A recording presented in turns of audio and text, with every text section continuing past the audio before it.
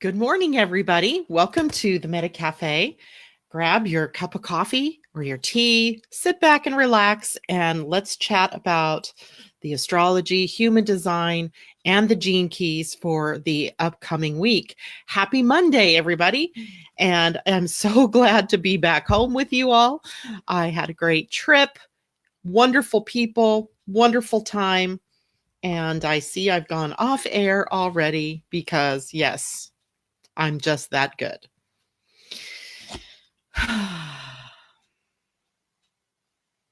Let's hope it comes back. It's good to see you. My adventure was awesome. Good morning, Debbie. Good morning, Vanita. Good morning, Linda. Good morning, Lynn. And I hope you guys can you tell me if you see me or a black screen? Because all I see is a black screen on my live feed, which means I likely need to go back out and come back in. You see me. Okay, good. Well, thank you for welcoming me back. It's great to see you guys. I really miss doing my show every morning. It was kind of crazy because I would wake up, my Fitbit and my phone would remind me it's time to do the Meta Cafe. But it was weird because it would be 11 o'clock in the morning when I would get these reminders. And I'm like, wait a minute. It was just different, being in a totally different time zone and on a ship at sea where really you're sort of cut off from everything that's going on. I hardly, the news feed I would get would be rare. I got it in the Key West, because I was still in US territory. But after that, nothing was really coming through. I only paid for the internet so that I could post pictures on social media. And so it was kind of delightful being cut off. But at the same time, you feel like you're sort of floating in some other world. And what can you say? Sometimes being cut off is a good thing. I came home feeling emptied, right? That I'd gone through some time away, and I feel now like I'm sort of rejuvenated and ready to go again. Not on a trip, but ready to go at my work again, even though I do take a trip again here shortly, but that's another story for another day. We had such a great time, you guys. You just don't even, the people were so kind and so generous and so loving. I didn't meet a person that was snobby or ugly to us or, in a bad mood. Everybody was good. And I know on a cruise ship, they're kind of paid to be that way, but genuinely you could tell these people enjoyed what they were doing and enjoyed meeting new people. So there was that. And then Colette Baron-Reed and John Holland. Oh my gosh. I had no idea, people, that Colette Baron-Reed was also a medium. Shows you how much I know or don't know, such as the case may be. And she was there are no words. She was just fabulous. And so besides doing the oracle card, she is also very much like John Holland, where they get up on stage and people passed over begin to speak to them and clamor for their attention. And she would be in the middle of talking. She would be in the middle of teaching. She sat down to take us through a meditation. That was her first mistake, right? To sit down to try to take us through a meditation. And then people would come, in, and she would have these messages for the different people in the audience. And so I was wondering, like when I first started meeting people, they were all widows, or they had lost a child, or their mothers or their fathers. And some of them were still grieving even years later. And so I was just shocked by that because I had no idea, like I said, that Colette was a medium. But I knew John Holland was a medium, but I'd never seen a medium work. Like you see him sort of on stage, in videos and things like that, but you have, no real feel for whether they're making this up or whether this is, planned. But when you're sitting in a group of people who've, signed up for a voyage, just like you did, not expecting, maybe some people expected that, their relatives would come through. It it is pretty darn amazing. And you get a pretty clear cut picture that there is so much more going on around us than what we think of or what we give credit to. And, Colette was kind of explaining it as like they're just right here. They never really leave us. They're right here. And that at any moment in time, you can connect to them. And we did a lot of oracle card work as well with Colette because some people had their cards with them, and other people didn't. And so we would sort of separate into groups, and the people with cards would do readings for the people without, and then we would do it the opposite way. So that was fun. And then John is absolutely hysterical. He is probably the funniest man I've ever seen on stage besides a comic, right? He didn't mean to be a comic, but he was comical, and he was light, and he was funny, and he was fun, and very intelligent. You got the sense that he was extremely intelligent, and both of them work really well together. And we only got to see them on stage together the very last day. Otherwise, our workshops were 2 hours with Colette, then 2 hours with John. And then the next day, the same thing. Wednesday, we didn't have any workshops. And then Thursday and Friday, we had a cocktail party with them, which I got to have my picture taken with them. And you probably saw that because I posted it on Facebook. They're just lovely people. And also magical. The voyage, it was called A Magical Voyage at Sea, and it was truly magical. I would suggest any of you, if you ever see a cruise or a class or anything like that, offered by either one of them, take them up on the offer, because it is fabulous. And anyway, I even felt like all of our own psychic energies were enhanced. And, there would be impressions I would be getting before they would get them or before they would say them. And you're sort of tapped in, because I think everybody's just tapped in, and you could almost predict what they were saying or what was going to happen. It was magical. And anyway, we had fun, and every port of call was absolutely gorgeous. I was a little dismayed in the Turks and Caicos when I went to the Grand Turk Island, because you get off the ship and it is this beautiful town. It's called Border Town. And truly there is a border there, people. There was this facade of prosperity, and there was this facade of everything is good, right? You get off the ship and you walk into this town filled with these shops with all these lovely things for offers, jewelry and clothes and diamonds and gadgets and just, stuff, right? Alcohols, and you get the sense that there's a lot here. And then Debbie and I were taking a tour that day via a Hummer, an electric Hummer. There are these cute little midget Hummers, and they were electric. They were fun she drove, I didn't drive, and we had to drive on the left side of the road. So for all of you that are European, you get it. For all of us that are Americans, we're like, huh? And so she was brave. She got in the car. She put her foot on the gas and drove, while I got to be the passenger and took pictures. But what happened is, the minute we drove outside of the area that was considered the cruise line property, it was devastating, right? This island had been hit by one of the hurricanes, and I don't remember now if it was Irma or Maria.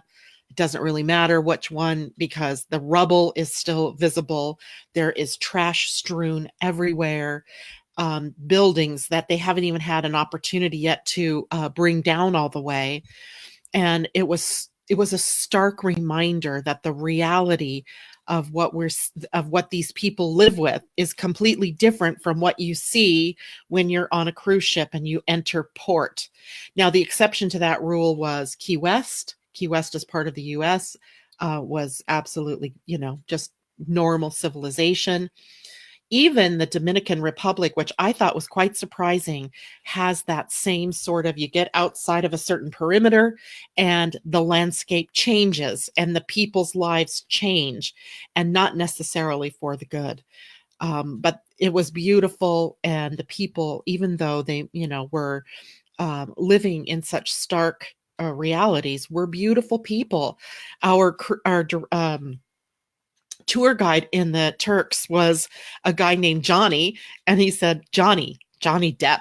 We just cracked up like he knew how to make Americans laugh or how to make people laugh. And he was beyond beautiful. And he showed us some of the sea life of the island, the conchs and the starfish. And what was that other thing? It was a sea urchin or a sea anemone, whatever one that they eat a lot of in Japan. But they're protected in the Grand Turk, so people can't just hunt them. And so they have a very conservation minded society. And anyway, just beautiful stuff, great experiences. But in the end, I'm really grateful to be back home. But I'm also grateful to have had that experience and to be able to share it with my friend Debbie, who I don't see out here this morning. I know she had a lot to do once she got back. So um, lovely, lovely. Everybody's here. Lynn says, I've seen them both. Did know she was a medium. She had an amazing TV show in Canada giving message from spirit and the other side. She did mention the TV show, Lynn, and I'd never seen it, but Debbie had. So, I mean, there was just so much I didn't know about these two people. I mean, I thought it was all about the oracle cards. That's what I thought. And John Holland was just like icing on the cake, right? I'd never seen him. And yet these people have some profound experiences, and their lives, their life path trajectory to where they are now was very interesting, right? As in, you know, traumas and dramas around this whole idea of being a medium, being sort of outcast or the outsiders in their families for the very specific reason that they could see things before they happened, or see, you know, that there were dead people around them. So they shared some of that experience of their lives with us. So anyway, it was all really, really good. And you know, I came home tired but full, and now I'm ready to get back to work and to share with you guys, you know, insights and the things that I learned, but also, you know, what's going on in the stars through all kinds of stuff. This is, I did not do astrology even once. Although, you know, what's funny is I would get from Facebook the words that I had written ahead of time for all of you, and I would read it and go, wow, that's really good. I really did, you know, some really good work on the fly like that for you guys. And so I was reading my own work to get a feel for what the day was. And that was kind of funny and humorous, because usually I write things and then I put them out there and I never reread them. I sometimes don't even read them for, you know, typos and things like that. And I did not do that with this. I reread everything I did, and it was extraordinary to see my own point of view from far away. I don't even know how to describe that except interesting. So let's take a look at what is happening this week. I hope, by the way, that all of you had a great week, and that Jupiter turning retrograde brought you some maybe some relief from the pressure to grow and expand outwardly, and brought you inward for a while now. And we'll be in that more inward space until August, and I think it's August 4th.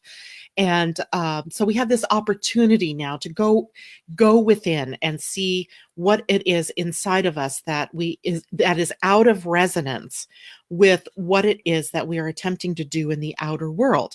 So that's really profound, because I've already bumped up against a couple of things on my own, in my own world. As I was lying in bed falling asleep last night, there was something that occurred to me about me, and I don't even remember what it was now, but I just have to have faith that whatever it is struck a chord and will provide a shift in my life.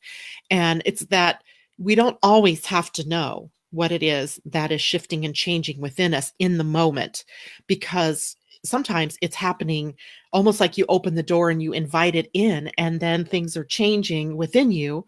And then you really don't understand how profound that is until Jupiter changes back to direct in August, and you begin to express differently in the outer world.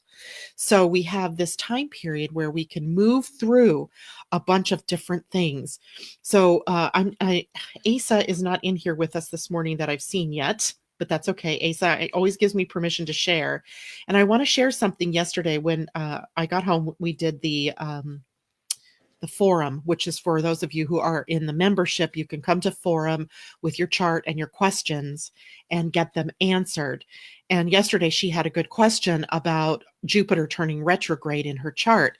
Now, we have to look at two things. When we have a planet that changes direction, we have to look at where it is transiting in your chart and what the planets are maybe that are in the general area of the retrograde. But we also have to look and see, where is Jupiter in your natal chart, because that's the place that you're going to see the change. And for her, Jupiter is retrograde in the fifth house of joy, creativity, play, love and romance, but it's also the house of risk taking.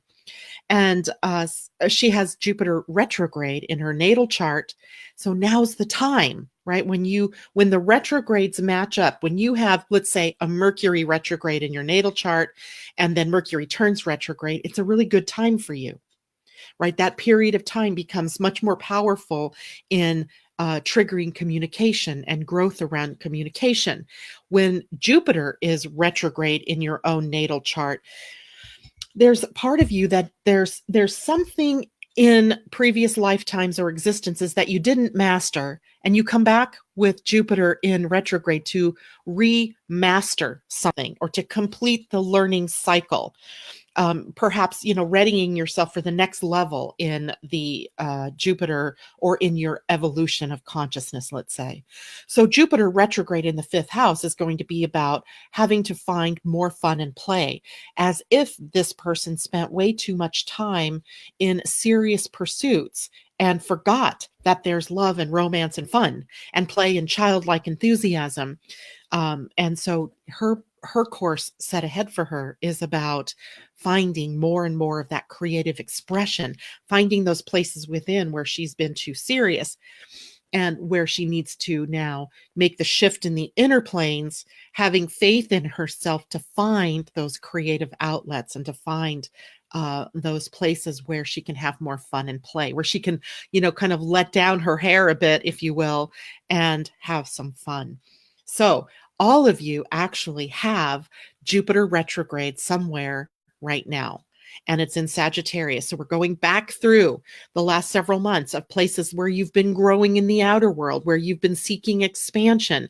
And now you're going to have to make the inner shift in order to accommodate that kind of growth and expansion. So I hope that makes sense for everybody. I'm going to take a moment here and read some of the comments we're seeing and say good morning to people. Good morning, Jacqueline Tyler. Where would Jupiter be in my natal chart? I will email you later. I'm a Sagittarius. So I don't know where Jupiter is in your chart, Jacqueline, unless I have your chart in front of me. I think I probably have done a chart for you before, so I may take a look at that. Maybe tomorrow we'll take a look at different places where people have Jupiter in their chart. Good morning, Diana Balgard. It's great to see you. Natasha, good morning. She says, ugh, I missed it as I was in Seattle all day and will listen today. Well, guess what? You won't listen because my head was in the clouds and I totally forgot to hit record. My bad. My apologies. There isn't any recording from yesterday. I was getting ready to leave, to hit, stop record. And I realized, oh no, I never hit record. So I'm sorry about that. But I was half in, half out still. Linda, good morning to you. She says, I got paid for the house. Hallelujah. He got served for office. I don't know what that means. Oh, served for the office. Yay. Preparing for the remodel of her current home. God bless you, Linda, for hanging in there, for grabbing your power back and taking on this unfair man who was trying to hurt you. That is terrible, but it's awesome that karma came to roost. Good morning, Michelle. It's great to see you. Gail, good morning. Vanita, it says it was the same when I went to the Grand Bahama Island. Oh, yeah. It's like and there's sort of a, art imitating life here, right? It made me think of something. What is the facade that each of us present to the world that is hiding the real inner self? And it's very apropos, I think, for the North Node being in Cancer right now, where Cancer is the crab, right? Hard shell, soft inner world, soft inner belly, soft meat, right? So that hard shell could be a facade that you put forward that's really hiding the softer or the more hurt or the more compassionate, loving self, or the true you being hidden by this facade. So there's this I can't mistake that there's something here for us to all look at when there's this facade and you're seeing one world, but you get beyond the facade and it is a deeper, uglier, shadow place. And I think that's a great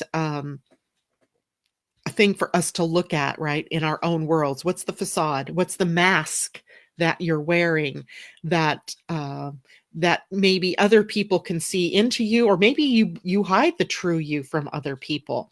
Certainly, the facade on Grand Turk hid the plight of the real people behind the scene, and it was crazy.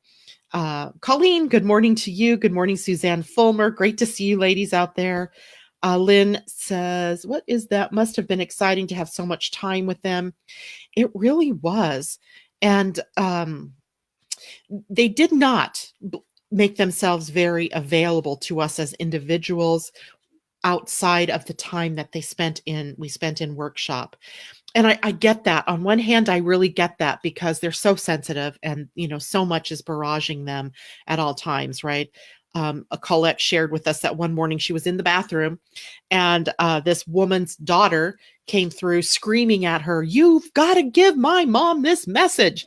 And so she opened up that morning by saying, okay, somebody's mother came to me in the bathroom this morning and wants me to say XYZ. And I can't remember exactly what the message was, but the woman knew exactly who it was. It was very amazing to me, but that's the problem, right? When you're a medium is that, things are coming at you all the time. I would have liked to have been able to spend more personal time with them. But it was good enough to be able to see them. I did see them both in the airport when we were waiting in Atlanta or some city. What was I? No, Fort Lauderdale for our flight to Atlanta. And, so I got to, chit chat and gave her a hug and said, thank you very much. But, for the most part, they kept themselves separate, except for during the workshops and the classes. And at the cocktail party, a good chunk of the time was about picture taking. So there wasn't a whole lot of, socializing. Anyway, it was good though. It was very good. Linda, hard not to overeat so much great food, like lots of it. You know what was interesting is the food on the cruise ship was very, very good. And I noticed how different you eat on a cruise ship than what you eat at home. Now, I don't know about you guys, but I sit down to a meal at dinner time, possibly in front of the TV because I'm down stressing from the day, or you're grabbing a bite to eat on the run, right? Grab a sandwich and I'm off and running back to my computer to write something, do something. So on the ship, I noticed how long meals were.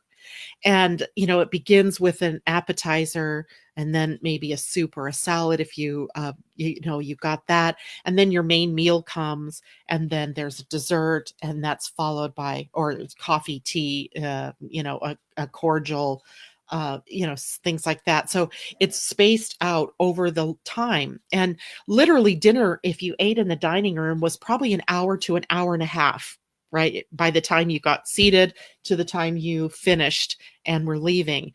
And one night we didn't eat until, I think it was the night of the cocktail party, and we didn't eat until 8:15 or 8:30. And I never eat that late because if I do, I am sure as heck going to have trouble sleeping because my stomach is upset. Well, I did not have that problem at all that night because you eat smaller bits and you're eating it over time. So it was slower paced. And I thought, wow, why don't we do this, right? Why don't I do this at home? It would be so easy to do that. It felt like mealtime was a celebration or a ritual, as opposed to something you just sit down, gobble up, fill the stomach, and then off and running again. So totally different. And I like that. I like that idea. Rebecca, thank you so much. And love your hair. Oh, thank you. This is what I wake up to this morning. And I'm like, what the hell am I going to do with my hair? So I just put it back a little bit and went, okay, I'm off and running.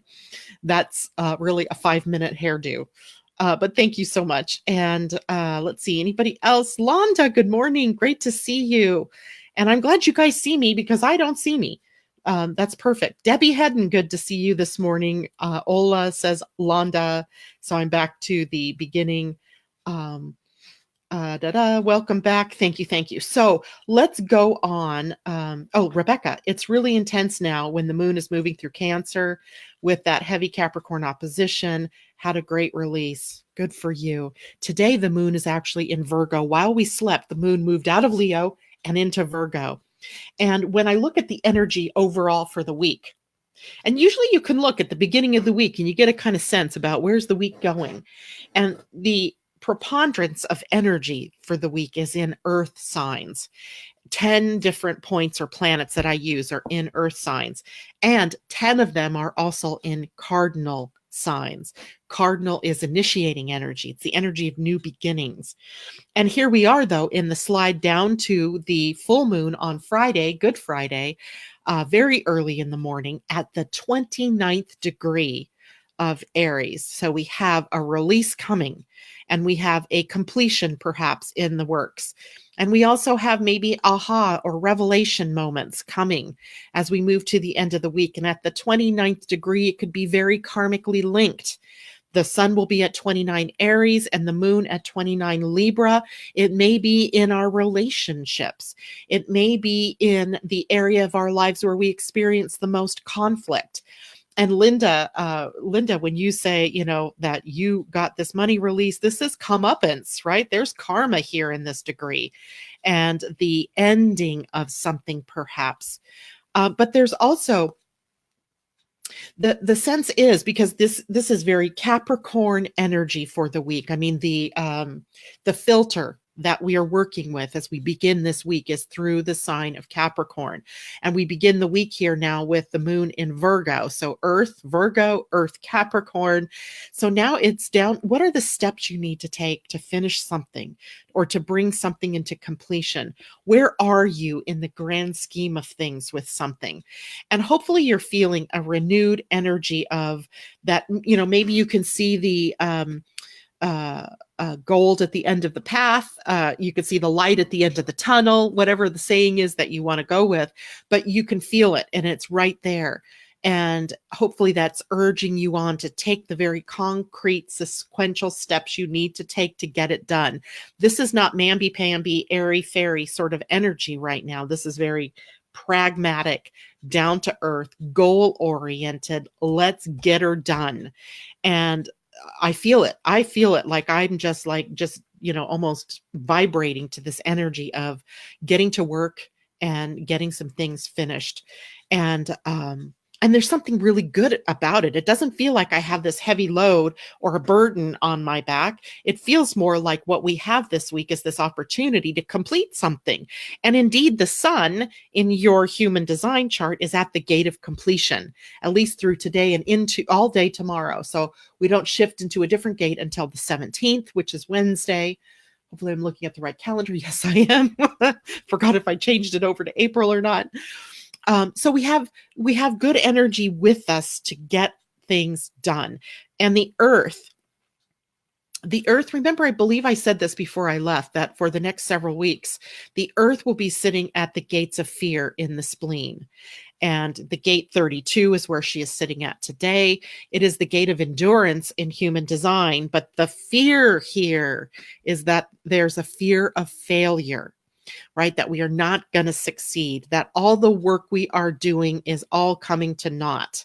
And then we're going to feel like everything that we've done, all the time that we've spent has been a waste.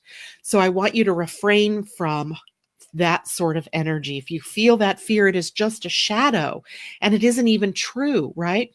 It reminds me of that Thomas Edison quote that, he only needed to find one way to make the cotton filament work. And all the other ways, were just one more step, one more thing that he knew wouldn't work, right? You keep going. So we have endurance with the earth at gate 32 to be able to stay the course to get to where we want to go. But this is also energy. I'm going to show you a human design chart here in a moment. This is also energy of the workaholic, right? Because also sitting at the other end of the gate 32 is the gate 54, where Saturn is sitting. I'm going to hold on here, bring this chart up into the broadcast. And I'm going to hide myself for a moment and make this solo. Isn't it funny? I can't see me, but I can certainly see this chart. So I hope you guys, somebody tell me really quick, are you seeing the chart, the human design chart in front of you? I know there's sometimes a lag. Somebody just say, yeah, see it, or no, I don't. So what you're looking at is called a just now chart. So this chart is for today, and it shows us from human design's perspective what is going on in the bigger, wider world. Yes, everybody's seeing it. Awesome. I love it. So for instance, Debbie Hedden, you are out there today, and we're doing a reading for you. I better check my schedule. I know it's today. I'm pretty sure it's today. And so Debbie, I'm going to address this to you because you have all of those open centers as a reflector, right? But today you have both your spleen defined and your root center defined because there's a planet sitting at each end here. And this is the channel, literally, that is called the channel of transformation. This is the ability to take this energy at gate 54, which is the gate of ambition and drive, and see it through to completion at gate 32. So we have Saturn sitting here at 54. Saturn is the taskmaster. We feel not so much driven, well, maybe it is driven. Driven would be a good word, to get something done, to accomplish our goals, to see something through from the beginning to the end. And we take it over to gate 32, which is the fear of failure. But in the opposing end, the high side, the highest energy is the energy of success, right? So we have the potential for carrying through projects from start to finish and or from beginning to success, right? So it is kind of a really great energy. So for you, Debbie Hedden, who normally has both of these centers, would be open in her chart as a reflector. She has no definition from birth, but suddenly this is defined. So you will have interesting energy, at least today and tomorrow, as this is sitting here.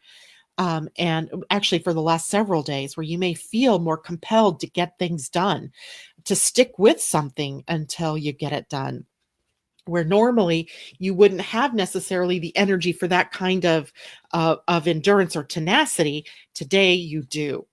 And it would be because these planets are highlighting that part of your chart. So for those of you who have your own human design charts with you, and remember, I suggest you have your own human design chart, you have your own transit chart, you put them in a binder or something, you bring them in the morning so that you can look at your own chart and go, okay, there's Aries, and there's this, and there's my gate 54. So gate 54 is the one that's sitting here on the root center, gate 32 up here on the spleen. So if you have an open spleen, for example, in your chart, but maybe you have a defined root center, now you also have a defined spleen. So for the next couple of days, you have this energy of getting work done, getting her done, right? Completion. And also, in no small measure, the energy of workaholicism, if that's a word. And if this isn't your natural way, you may be in a position of burning yourself out. So you want to be careful energetically that you take breaks or that you give yourself some time to recover your energy, right? You don't want to keep going on and on and on without taking some of that time. And this is a great week for this, right? Because the full moon is coming. There may be some things that we have to finish up in order to be ready to shine on whatever it was that you had as a new moon intention back last week, 2 weeks ago, excuse me. All right. Hope that makes sense for everybody. So I want to show you though, really quickly. I hope you guys can see my marker here. If you can't, it's okay. In the white sacral center here, which some of you, if you're a generator or a manifesting generator, this is red. If you are a projector, a manifester, or a reflector, it's white.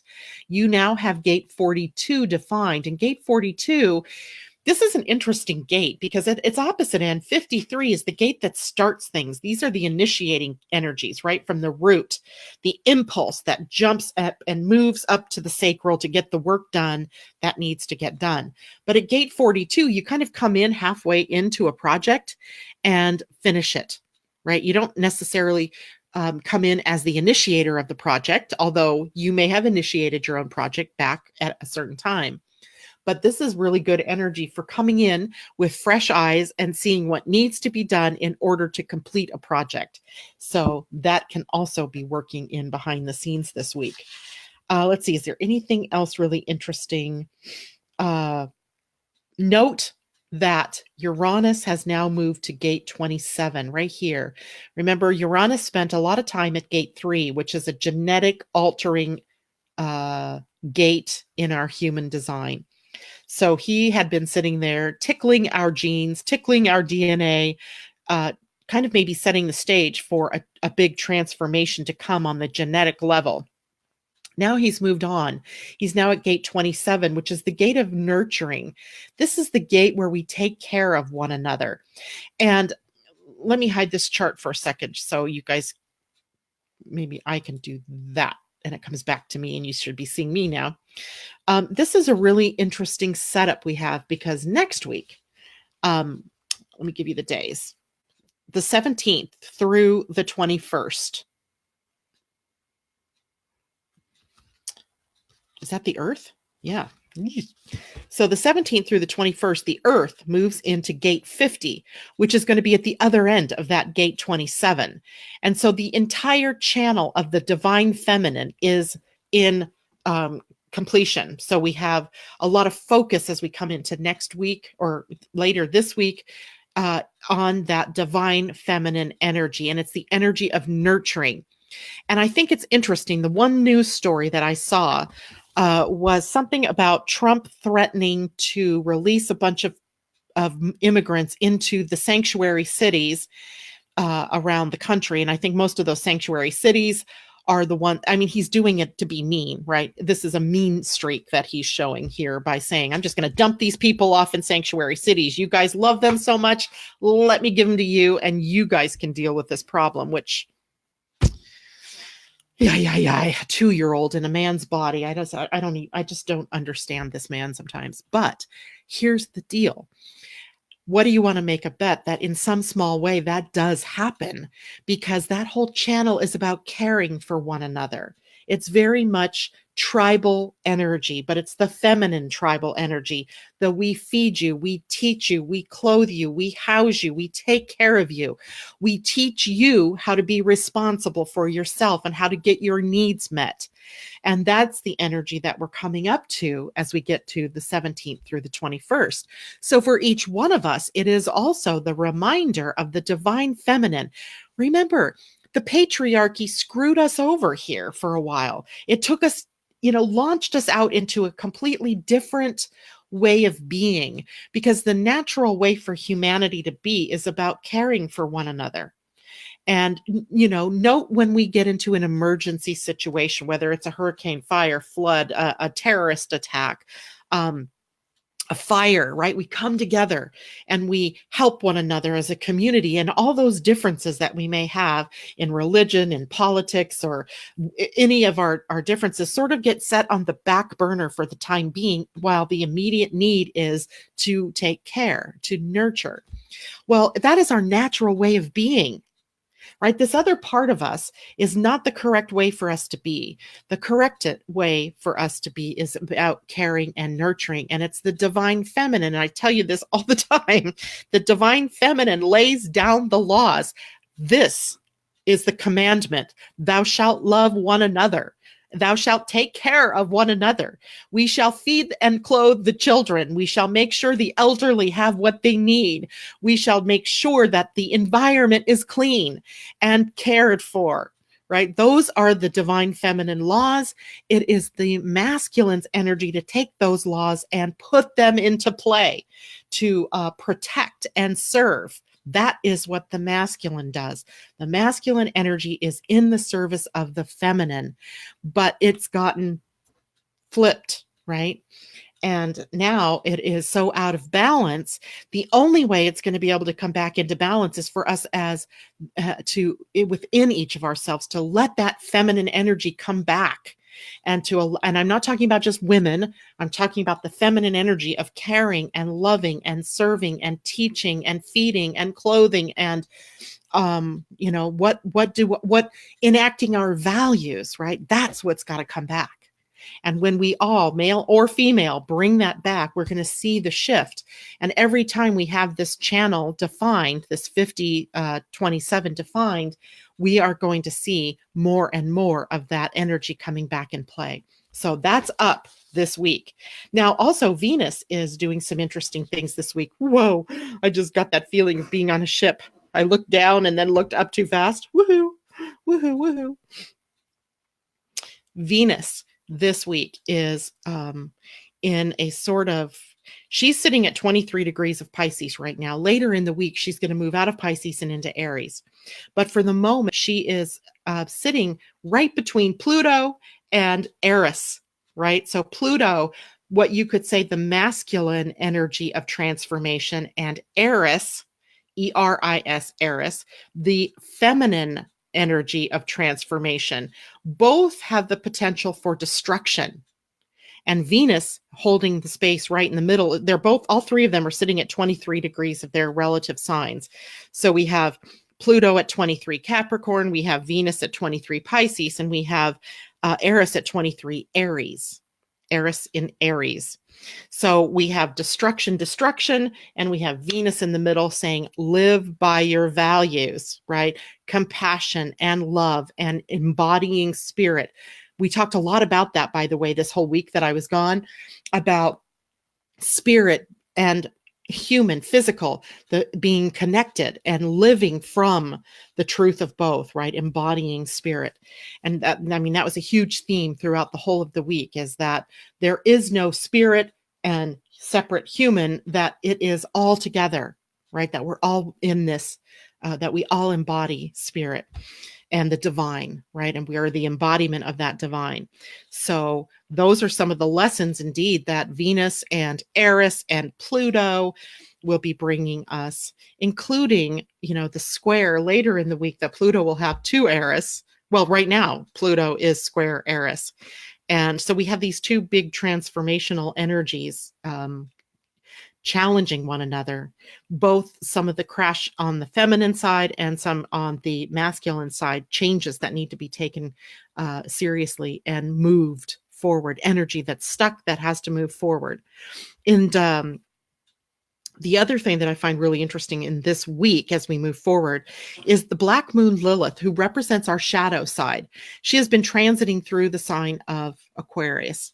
And Aquarius, the shadow, is really about power, where we've been powerless. So, for example, Linda, I'm going to use you a little bit as an example, Linda Dennis, because for a while there, Linda, you were feeling very powerless in the face of an ex-husband who's determined to take everything from you, right? To believe that all of the toys are his, and his to be able to do with what he wanted to, in terms of money and all of that, and leaving you out of getting what is your due.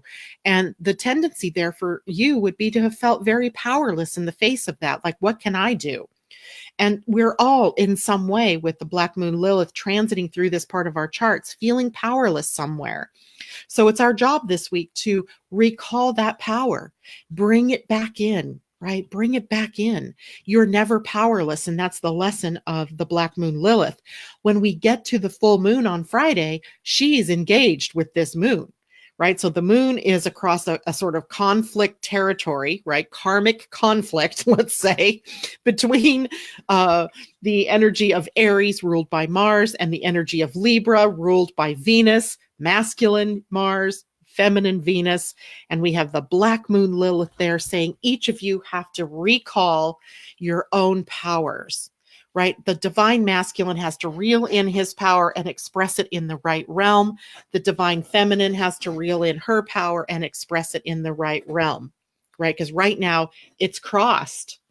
And it is, you can see the chaos in our society because of all of that. And it's not just chaos here in the US, around the world, even though I think other societies do a better job of mediating masculine, feminine energies than the United States does, or even the Western world versus the Eastern world. So some interesting things coming up.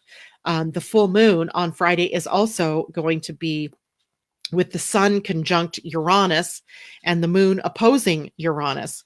Even though they're in Libra, Aries, and Uranus is in Taurus, immediately after that full moon, the sun moves into Taurus, into that conjunction with Uranus.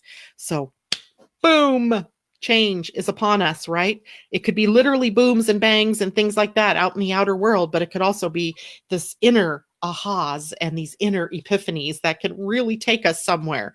So I'm excited to see how that may play out.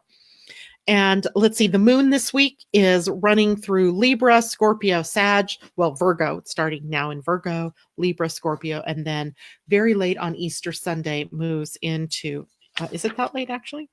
9 a.m. The moon transitions out of Scorpio and into Sagittarius on Sunday.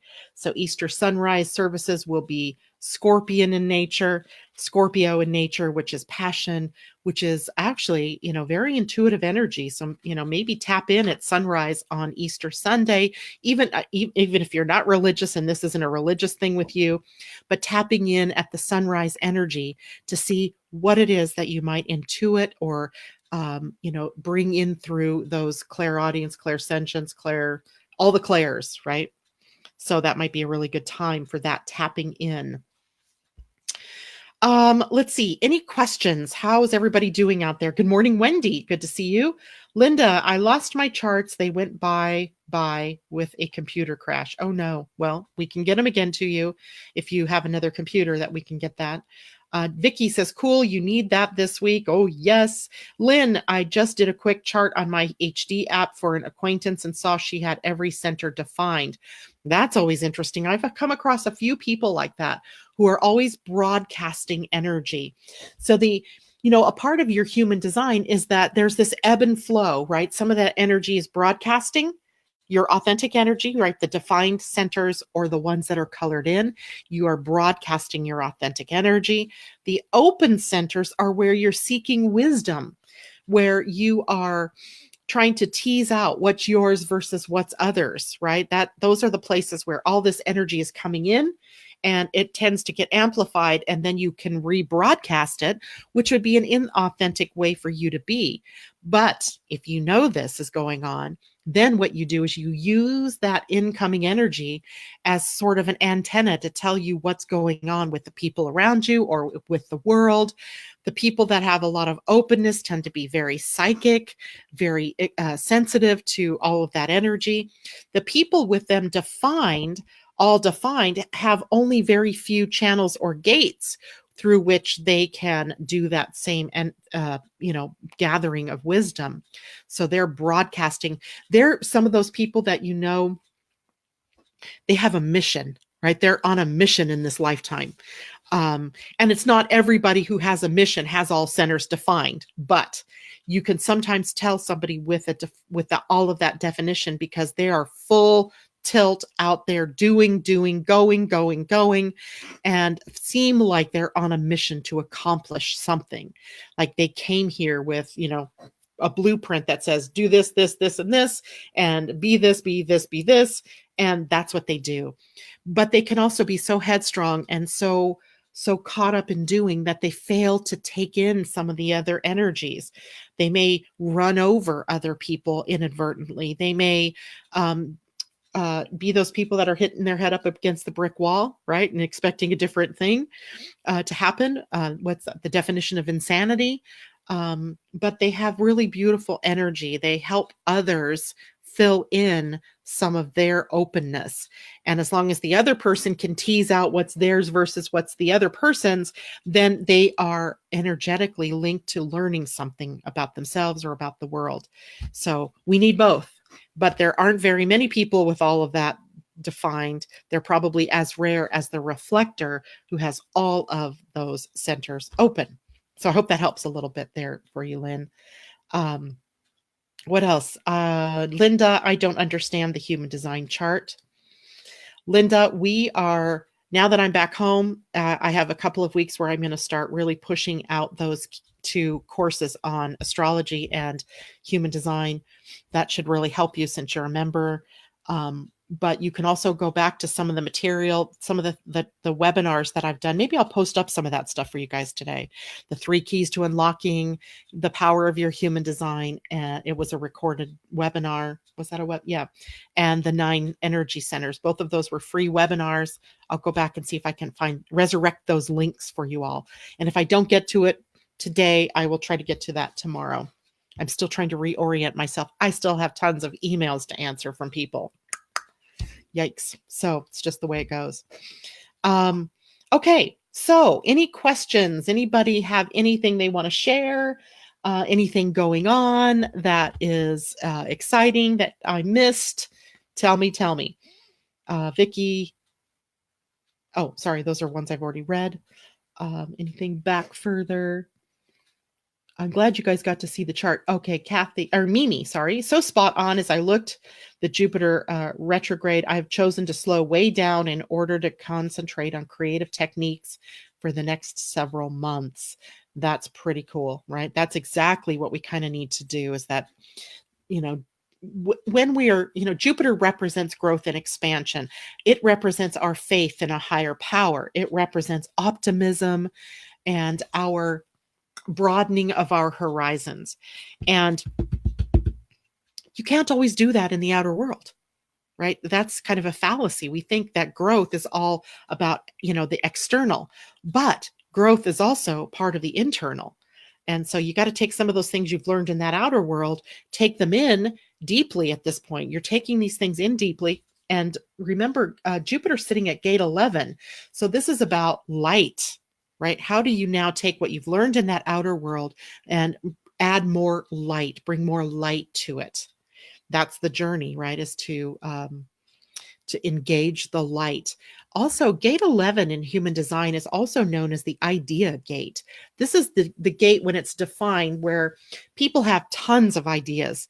And that idea stream is, we tend to think these are all things that we're meant to take action on. But the idea pond is really sometimes about what are you going to share with other people, ideas or techniques or anything that you might need that is coming up for you to share. But on the other hand, you have to know yourself first before you give away a great idea that was meant for you. So Jupiter's kind of taking us through those kinds of lessons as well. What is mine and what is yours, right? And how do I tell the difference? I know myself, right? I know myself. I know my type. I know my strategy. I know my authority, the 3 things. And, in some great ways, your profile also helps you.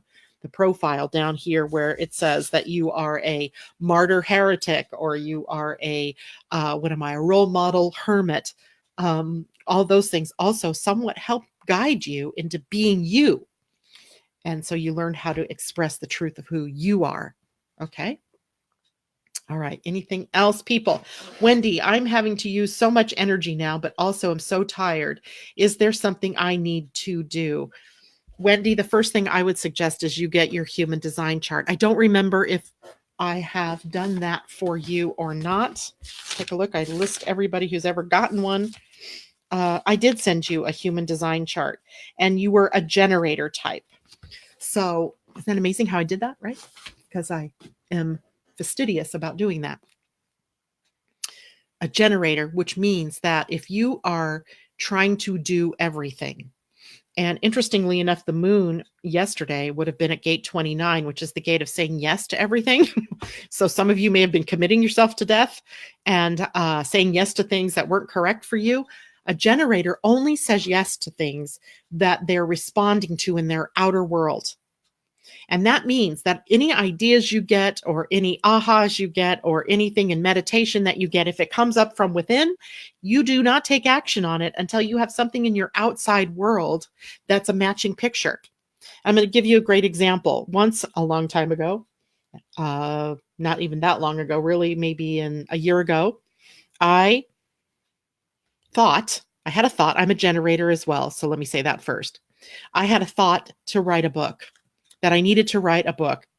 And then not long after that, like within hours, I get an email from a woman that I know that was starting up a publishing company. And the email subject line said, "Have you ever thought about writing a book?"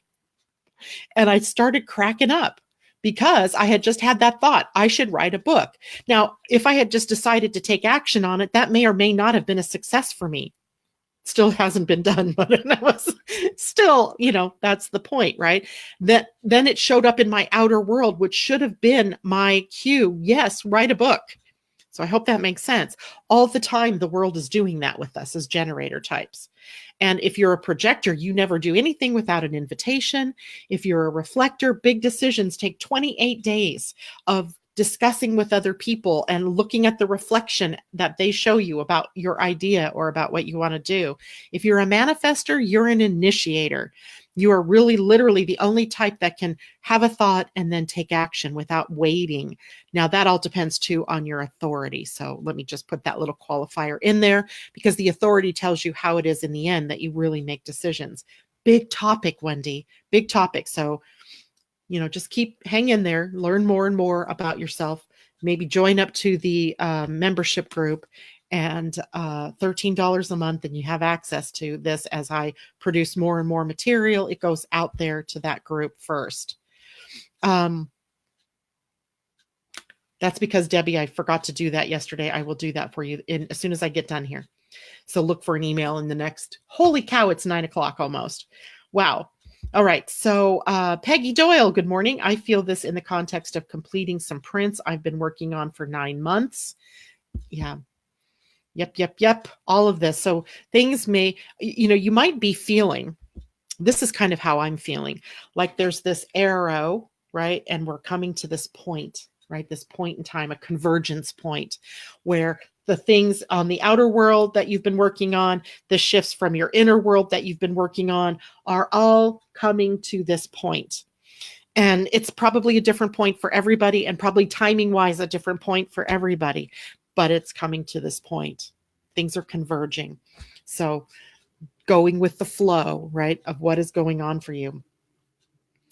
All right. So now I pulled a card for us this morning before I started because I thought, my cards are now energized.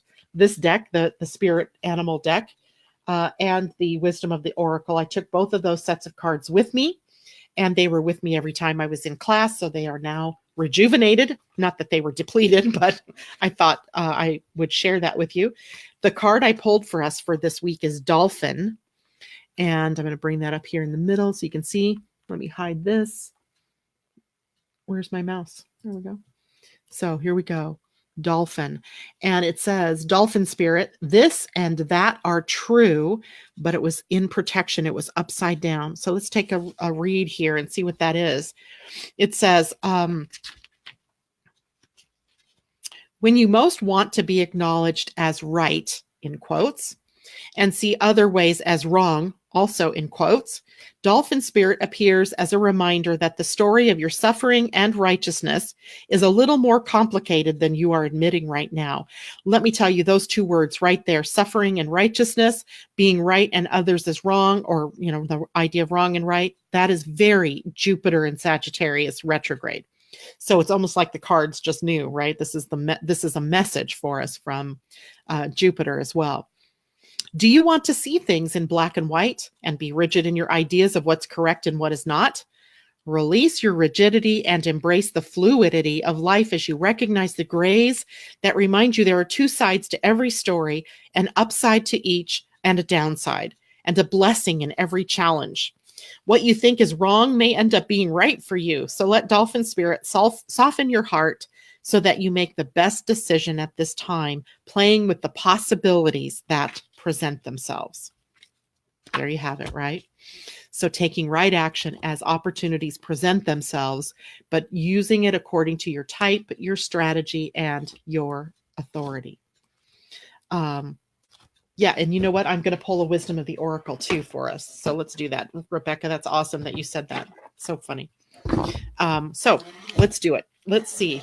So this is a card for us this week from the WOTA. We call it WOTA, wisdom of the oracle. I didn't call it WOTA. Debbie called it WOTA. And I'm like, what the hell's WOTA?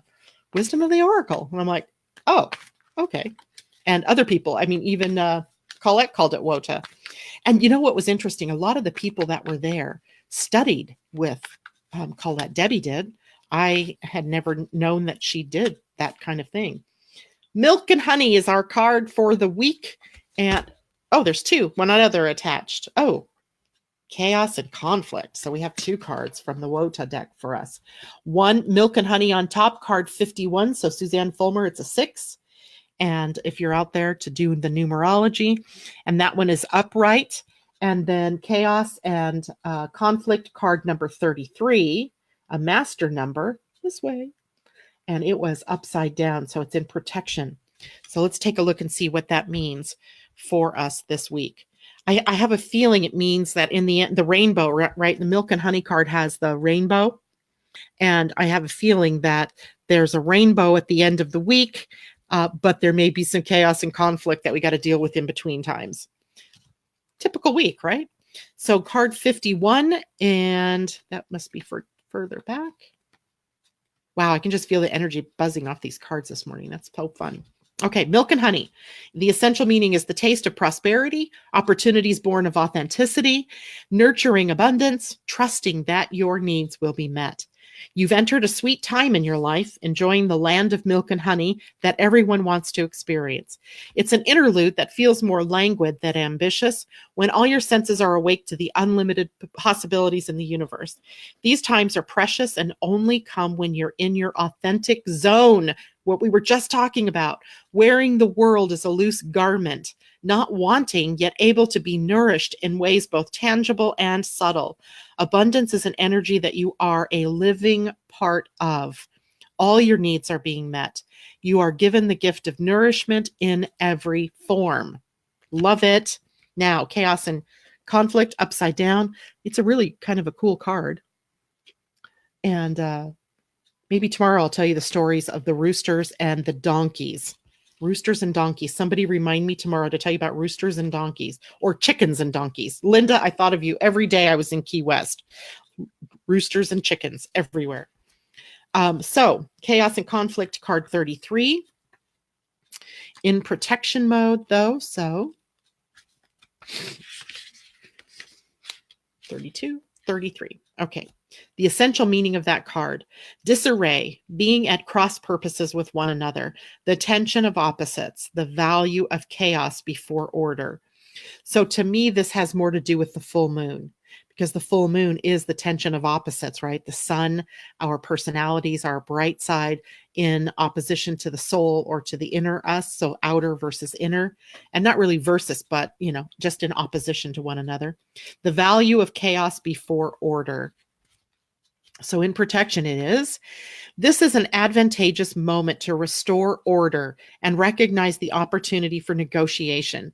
Even in the seeming chaos, there is a kind of divine order, a complete resorting of elements. This is powerful. If your intention is to find the best solution for the highest good of all, there is positive news. The timing is perfect. Things are already stirred up, so don't be afraid to jump into the mix. You'll discover everything you need to know about how this situation affects you as long-term. Be present in the eye of the chaos. This moment is valuable. Don't waste it. So there you have it. Right? Pretty good week, I think. Linda says, yes, that is my totem. So Linda, it's up to you. Remind me tomorrow morning to tell you guys about the chickens and roosters and donkeys. All right, that is it for me. Let's see, Suzanne, one last comment here. This weekend, my son taught me that chaos is not always bad. It can mean a good change is coming. Chaos is a necessity. Absolutely. Patricia, 51 is 15. Today's the 15th. 15 is the number of magic and alchemy. That's awesome. Suzanne, thank you so much for posting the number 33. Patricia, thank you for sharing the alchemy with us. And so Suzanne has posted all that you need to know about the master number 33. And isn't it interesting? 33 and 6, right? They're both end up being 6. 51 is a 6. 33 is a 6. 6 also relates to balance and harmony. So stay balanced, stay in harmony. Don't struggle to be right. Don't make yourself wrong. Stay in the middle, right? So that's it for me this morning, guys. Debbie hadn't be looking for information from me shortly, and much love to all of you. Thank you for coming here this morning. I really missed you. I'm really glad to be back. See you tomorrow morning, 8 a.m. Pacific. And 11 a.m. East Coast time. All right. Bye for now.